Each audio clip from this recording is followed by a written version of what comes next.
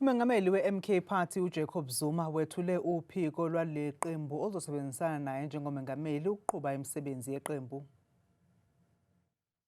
Umengameli weqembu le-MK Party uJacob Zuma uthi ukukhula kweqembu sekholele ekutheni asungule ithimba leqembu elizokwenza imisebenzi yakhe njengoba kuneyindawo agcina esengasakwazi ukufinyelela kuzo. We must establish this unit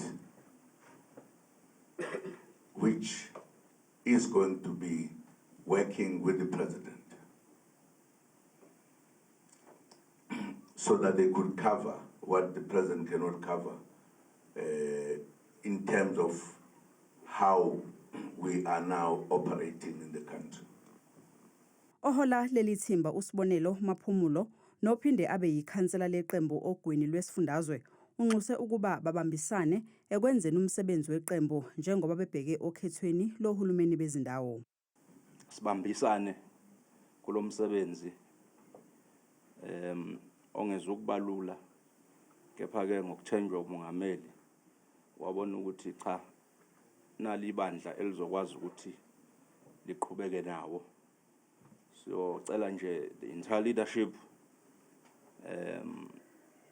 sibambisane nje kakhulu ukusebenzisana